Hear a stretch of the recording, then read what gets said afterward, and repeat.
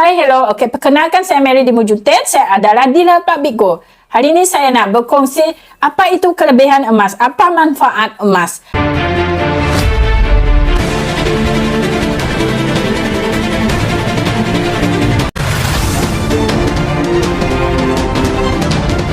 Okey, mungkin ada ibu-ibu bapa yang tengah merancang nak kumpul duit sebagai dana pendidikan anak-anak. Okey, bagaimana emas boleh dijadikan sebagai dana pendidikan anak-anak? Emas adalah simpanan jangka panjang, sekurang-kurangnya 2 tahun ke atas. Jadi, biasa kita akan simpan duit untuk anak-anak sampai mereka umur 18 tahun. Bermakna kita simpan duit untuk anak-anak sebagai simpanan jangka panjang. Jadi, emaslah yang paling sesuai. Sebab kita jadikan simpanan anak-anak sebagai simpanan jangka panjang. Sebab bila kita simpan emas, kita simpan sampai mereka umur 18 tahun. Dalam jangka panjang, harga emas kompon meningkat. Seperti mana aset lain, rumah dan tanah. Itulah emas bila kita simpan emas.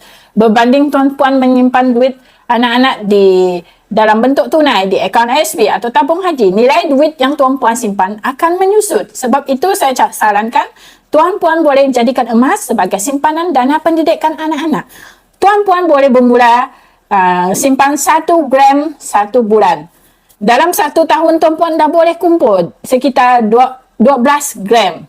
Jadi, dalam masa 18 tahun, tuan-puan boleh kumpul dalam sekitar 216 gram. Dalam masa tempoh 18 tahun tu, tuan-puan dah boleh kumpul duit sekitar RM68,000 ikut harga semasa emas hari ini. 18 tahun akan datang, mungkin harga emas akan naik lagi daripada harga sekarang. Mungkin 400 untuk 1 gram, mungkin 500 untuk 1 gram ataupun mungkin lebih.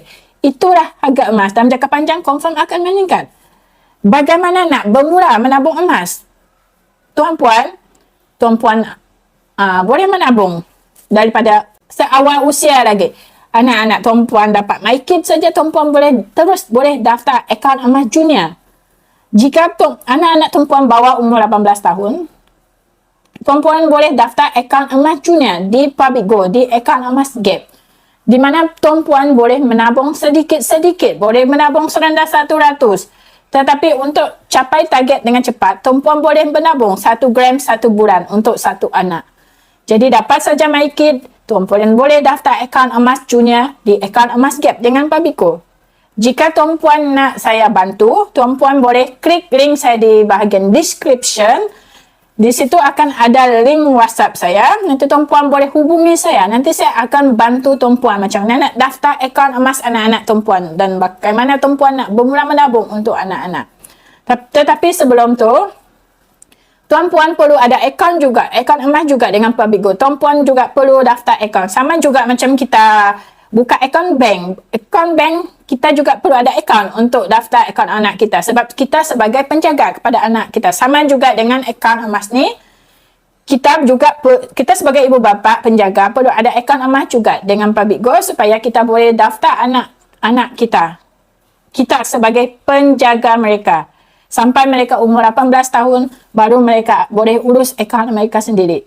Jadi, tuan-puan boleh klik link saya di bahagian description. Di situ akan ada link WhatsApp saya. Tuan-puan boleh hubungi saya. Nanti saya akan bantu tuan-puan macam mana nak daftar, macam mana nak buat pembelian emas.